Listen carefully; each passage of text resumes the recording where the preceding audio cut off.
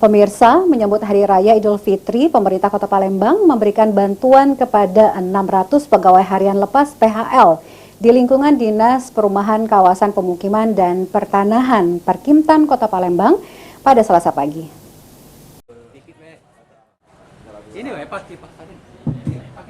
Menyambut Hari Raya Idul Fitri, pemerintah Kota Palembang memberikan bantuan kepada 600 pegawai harian lepas PHL di lingkungan Dinas Perumahan Kawasan Pemukiman dan Pertanahan Perkimtan Kota Palembang pada Selasa pagi 18 April 2023.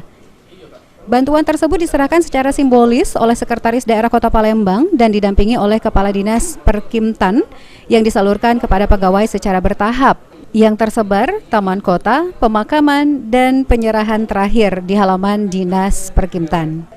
Sekretaris Daerah Kota Palembang Ratu Dewa mengungkapkan bantuan ini sebagai bentuk kepedulian pemerintah kepada pegawai, khususnya pegawai harian lepas PHL, untuk merayakan Idul Fitri 1444 Hijriah.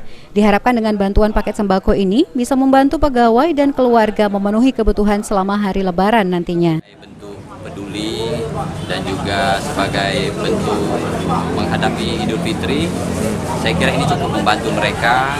Karena inilah sebagai rasa kebersamaan, kekeluargaan, kami yakin dan percaya ini cukup bermanfaat buat mereka dan keluarga. Saya kira itu pada kegiatan kita pada pagi hari ini. Ini harapannya Pak dengan ada bantuan? Ya, harapan kita semoga bantuan ini bisa membuat mereka dan keluarga bisa membantu dan nyaman, dan juga ini adalah berupa sembako sehingga menambah mereka untuk berbagi kebahagiaan di Idul Fitri.